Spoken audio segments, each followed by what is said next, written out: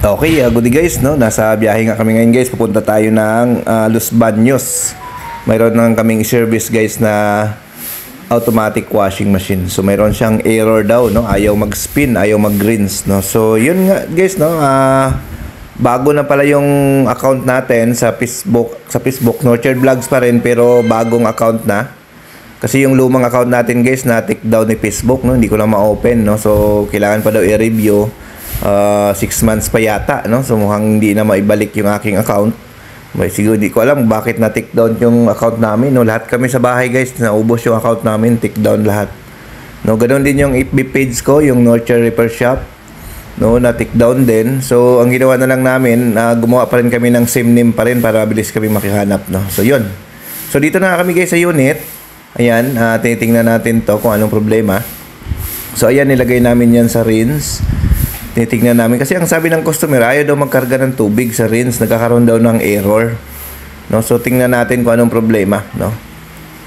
So yan, tingnan natin. So rinse yan guys, no? Ang TCL kasi kapag sa rinse dapat iikot yan, mag-i-spin dapat yan. So ang nangyari, hindi na siya umikot guys, so ayaw niya mag-spin. So kapag tumatagal ito guys, nag-i-error ito ng E2 error kapag matagal na. So hindi siya nag-spin talaga, no? So TCL brand itong ating service ngayon. So ayaw talaga, no? Kasi pag sa rinse mode mo siya ilagay, iikot mo na dapat yan. Then kapag tapos niyang umikot, magkarga siya ng tubig. So wala talaga siya, wala siyang movement. So yun, testingin din natin sa spin. Tingnan natin. Ayan. So wala rin siya, no? Tingnan natin kung mag-spin, no? Ayan. So take note guys, ang nilalabas na error nito is A2, no? So yun po ang sabi sa ating customer, A2 error. So yan. So walang reaction guys, no? Dapat bababa kagad yung oras, wala, no? So alam na natin kung anong possible problem nito. Kasi nga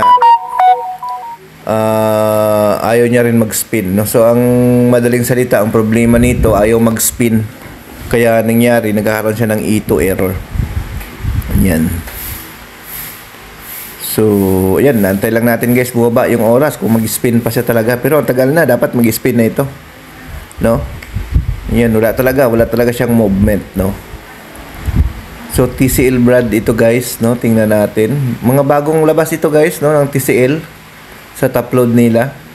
Kasi may mga bago din silang labas sa front load. So yan, naka 8 na siya guys. So wala siya buwaba, no? So buwaba lang siya ng 1 minuto. Pero dapat guys, hindi na to dadaan ng 8 kasi nga wala naman siyang tubig. So dumaan siya, no? So ang nangyari dito guys, ang problema nito ay duda ko ay water level sensor, no? Kapag ganito, halos same siya problema doon sa mga binablog natin sa Panasonic. Kasi nga pagbaba niya, step by step yung oras yung pagbaba niya. So tingnan natin, buksan natin to guys, no? So first time namin to may service yung mga bagong modelo ng TCL, no? Hindi, first time namin to ma-repair yung ganito, no? Tingnan natin kung anong problema. So buksan natin. Ang unang i-check namin dito guys, yung water level sensor pag ganitong issue. Kasi nga ayaw niya mag-spin, no? Kapag ayaw niya mag-spin kasi doon tayo sa water level sensor. Yun lagi ang tinitingnan natin. Yan, subuksan lang natin to. So yun, no, sa mga naghahanap pala ng page namin, no, doon sa mga customer natin na baka nag-message pa kayo doon sa old page namin, nakalagay doon na disable na yung message kasi nga na-take down na yung account namin, no? Hindi namin alam bakit disable ni Facebook yung account namin. Mayroon daw community violation yung sabi. So na-take down yung Facebook natin at saka yung Facebook page, no? So gumawa naman tayo ng same name din naman. So ito guys, ang gagawin namin dito, palitan muna namin siya ng water level sensor, no? Para lang matest natin kung iikot na. Ito pala guys, ang TCL na bagong labas ay 2-pin sensor ang gamit, no? Isa lang sila ng Panasonic, Sharp at saka Whirlpool, no? Isa lang gamit. So ang gamit namin dito ngayon guys is pang Whirlpool, no? Yung malaki na 2-pin. Kasi wala kaming makuhang reliable talaga na sensor pagdating sa 2-pin, no? So yung pang Whirlpool lang ang ginagamit namin. Kasi pag gumamit ka ng ibang 2-pin, yung mga maliliit, wala, no? Wala kang makuha. Unless kung bibili tayo guys sa service center ng 2-pin ng Panasonic, kaso napakamahal naman. Nasa 2.5 yung sensor na original. So medyo mabigat, no? So medyo mahirapan na si customer kasi 2.5 yung sensor plus yung service fee pa, kung malayo gagastos sila ng 4,000, 5,000 kung malayo kasama transpo. So kaya ang ang ginagawa namin dito, yung pang Whirlpool na lang ang kinakabit namin kasi mura lang yung sensor ng pang Whirlpool, no? At least matibay din naman siya, no? Heavy duty. At never pa kami guys nag-back job sa sensor ng Whirlpool. Ang ginamit namin yung 2-pin na malaki. So yan guys, umikot na siya, no? So na-confirm nga namin na ang problema niya is sensor, no? Dito sa E2 error ng TCL na brand, no? So yun, sumikot na siya. So yun yung pinaka-issue niya guys, yung sensor niya.